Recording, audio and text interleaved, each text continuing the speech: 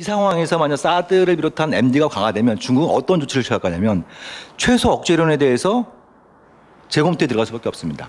방금 전에 잘 설명해 주신 것처럼 일단 사드를 비롯한 MD를 뚫을 수 있는 가장 확실한 방법은 핵미사일을 많이 만드는 거거든요. 예, 많이 만드는 거거든요. 그러니까 최소 억제 이론을 검토할 수밖에 없습니다. 재검토할 수밖에 없는 거고, 또 하나는 노 퍼스트 유즈, 핵선제 공격 전략을 또 재검토할 수밖에 없는 거죠.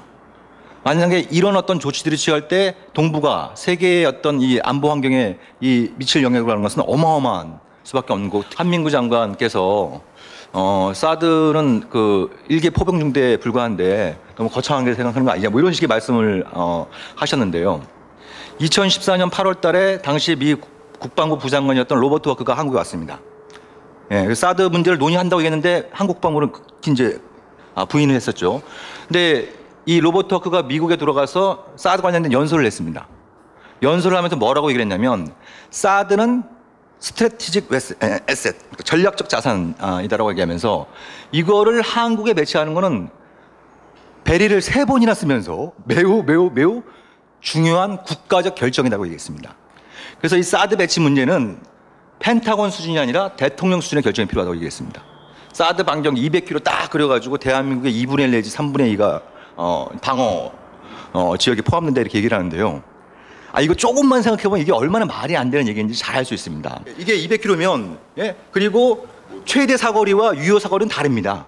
군대 갔다 오신 분 잘 아시겠습니다만 최대 사거리에 유효 사거리가 있는데, 아무튼 뭐 최대 사거리를 적용하더라도, 그리고 또 이게 요거 고도가 높아지면 높아질수록 평명생의 거리가 짧아질 뿐만 아니라 중력의 법칙이 작동해가지고 이 사거리도 줄어듭니다. 그래서 평면상의 200km라고 얘기합니다만 요 최대 유효 고도를 150km 잡는 이유는 중력의 법칙이 작동하기 때문입니다. 뭐 실험에 대해서 뭐 여러 가지 얘기를 할 수 있습니다만 가장 근본적인 문제가 있습니다. 실전에서는 공격자와 방어자가 다릅니다. 근데 연습에서는 공격자와 방어자가 동일합니다. 이건 뭘 얘기하냐면, 연습에서의 알고리즘과 사드의 알고리즘과 실전에서의 알고리즘은 전혀 다르다는 겁니다. 그러니까 우리가 왜 군용 철모를 생각할 때 총알이 정통으로 맞지 않으면 이게 관통이 안 된다, 이렇게 좀만 비맞아도 이렇게 맞고 튀어 나간다 그러지 않습니까? 마찬가지인 거죠. 한번 생각해 보십시오. 그럼 거대한 탄두가 두껍고 거대하고 빠르고 빙빙글 돌고 있는 이 탄두가 떨어지는 걸 갖다가 여기서 유격치를 맞췄다고 해서, 예? 이게 과연 파괴될 확률이 얼마나 될 것이냐. 예를 들면 그러면 이제 그런 거죠. 이게 떨어지다가 맞게 되면 탄두가 파괴된다는 상태에서 각도가 좀 바뀌어갖고 다른 데로 떨어질 수 있는 겁니다. 그러면 예를 들면 중간에 사막이 있거나, 예? 중간에 뭐 일본같이 동해가 있거나 미국같이 태평양이 있으면 한번 해볼 만한 게임이 되는 거죠. 해볼 만한 게임이 될 수 있는 거죠. 근데 우리는 휴전선 넘으면 다 인근 밀접지역입니다. 예. 이런 부분들도 좀 아울러서 생각을 좀 해야 된다고 생각하고요. 끝으로 한 말씀만 드리면, 인도와 파키스탄이 지금 벌이고 있는 군비 경쟁을 보면 이런 식으로 가면 한반도의 미래가 보이는 겁니다. 알다시피 이제 인도, 파키스탄 둘 다 핵보유국이지 않습니까?